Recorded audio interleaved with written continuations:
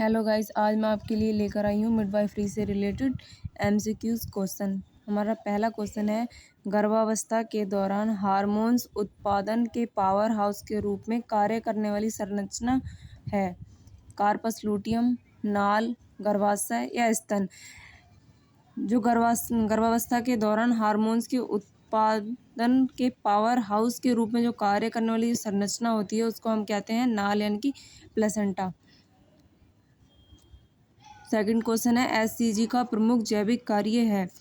गर्भावस्था के छठे सप्ताह तक कार्पस ल्यूटियम का रखरखाव, मात्र थायराइड ग्रंथि का उत्तेजित करता है, स्तन के आकार में वृद्धि करता है, योनि की अति वृद्धि करता है। जो एचसीजी का मुख्य कार्य होता है गर्भावस्था के छठे सप्ताह तक कार्पस ल्यूटियम एक लेयर होती है उसका रखरखाव करना यानी कि उसको मेंटेन करना।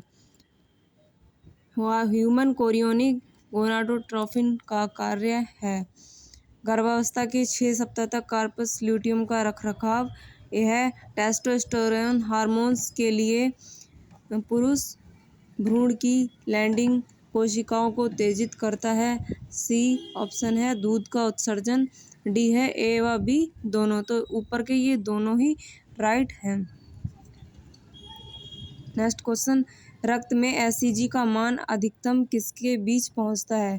जो रक्त में एचसीजी का मान है किसके बीच पहुंचता है।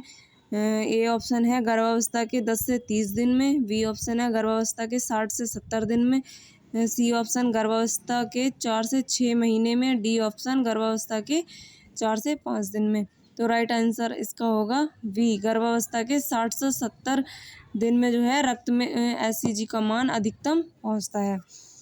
नेक्स्ट क्वेश्चन, निम्नलिखित में से कौन गर्भावस्था का उच्च रक्तचाप विकार है। एक्लैम्सिया, प्लेसेंटा प्रीविया, हाइपरमेसिस ग्रेविडरम, अस्थानिक गर्भावस्था। तो इसमें दिया निम्नलिखित में से कौन सा गर्भावस्था का उच्च रक्तचाप विकार है। ऐसा कौन सा विकार है जिसमें हाइपरटेंशन होता है, वो है एक्लैम्सिया। नेक्स्ट क्वेश्चन है, गर्भावस्था के दौरान निम्न में से कौन सा हार्मोन्स अतिवृद्धि और स्तन की नलिकाओं के प्रसार में जिम्मेदार होता है। तो ये ऑप्शन है ए, ईस्ट्रोजन हार्मोन्स। नेक्स्ट क्वेश्चन,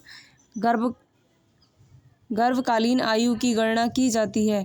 पहले मासिक धर्म का पहला दिन, पहली माहवारी का आखिरी दिन, आखिरी माहवारी का पहला दिन, आखिरी माहवारी का 14वां दिन। जो गर्भकालीन आयु होती है उसकी हम गणना कहाँ से करेंगे, जब हम उसकी ईडीडी निकालते हैं तो लास्ट मतलब first day of the last menstruation period, आखिरी जो माहवारी होती है उसका पहले दिन से हम काउंट करते हैं।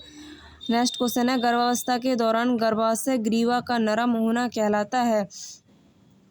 जैक्यूमियर्स का लक्षण, ओसेंडर का लक्षण, या गुडल का लक्षण, या हैगर का लक्षण। इंग्लिश में हम इसको बोल सकते हैं गुडल साइन। इसका राइट आंसर है। निम्नलिखित में से कौन सा गर्भ नहीं है, गर्भ का संकेत नहीं है। चैडविक का लक्षण, ब्रुजुंडिक sign, Hegar sign, Goodell sign. तो इसका राइट ऑप्शन है वी। निम्नलिखित में से कौन सा गर्भावस्था परीक्षण नहीं है। एलाइजा टेस्ट, बेनेडिक्ट का परीक्षण, रेडियो इम्यूनोएसे, फ्लोरो इम्यूनोएसे। निम्नलिखित में से गर्भावस्था में जो परीक्षण होता है, एलाइजा टेस्ट भी हम गर्भावस्था में करते हैं, रेडियो इम्यूनोएसे भी करते हैं, फ्लोरो इम्यूनोएसे भी हम गर्भावस्था में करते हैं, लेकिन बेनेडिक्ट का जो टेस्ट है वो हम गर्भावस्था में नहीं करते हैं। निम्नलिखित में से कौन गर्भावस्था के दूसरे तिमाही का लक्षण नहीं है। इसमें ऑप्शन है क्यूकनिक, फंडल ऊंचाई और सुनिश्चित उपाधि, मोंटगोमरी का ट्यूबरकल, भ्रूण के दिल की आवाज़ का पता लगाना। तो राइट ऑप्शन है, निम्नलिखित में से कौन सा गर्भावस्था के दूसरी तिमाही का लक्षण नहीं है। फंडल की ऊंचाई तो अक्सर सभी में दिखाई देती है, तो इसमें ये इसका आंसर होगा गलत। फंडल ऊंचाई और सुनिश्चित उपस्थित। राइट है क्यूकनिक, मोंटगोमरी, भ्रूण के दिल की आवाज़ का पता लगाना। और नेक्स्ट क्वेश्चन है, बढ़ते भ्रूण का वह भाग जो गर्भावस्था के निचले ध्रुव पर स्थित होता है कहलाता है। भ्रूण की प्रस्तुति जो गर्भाशय के निचले ध्रुव पर स्थित होता है वो उसको हम कहेंगे presentation of the foetus. Presentation of the foetus, भ्रूण की प्रस्तुति। नेक्स्ट क्वेश्चन, भ्रूण के विभिन्न अंगों का आपस में संबंध कहलाता है। लाई, भ्रूण की प्रस्तुति, भ्रूण के एटीट्यूड, भ्रूण की स्थिति। जब भ्रूण के विभिन्न अंगों का आपस में संबंध यानी कि संबंध होता है तो उसको हम कहते हैं भ्रूण का एटीट्यूड। मानव भ्रूण का सबसे सामान्य लाई क्या होता है? जो मानव भ्रूण में बच्चे की जो सबसे सामान्य लाई होती है वो कौन सी होती है? लॉन्गिट्यूडनल लाई। मानव भ्रूण की सबसे सामान्य प्रस्तुति है सिफेलिक। आज के लिए बस इतने ही क्वेश्चन हैं guys. Thank you, have a nice day. मेरे चैनल को लाइक कीजिए, सब्सक्राइब कीजिए, ऐसी वीडियोस को देखने के लिए फॉलो कीजिए।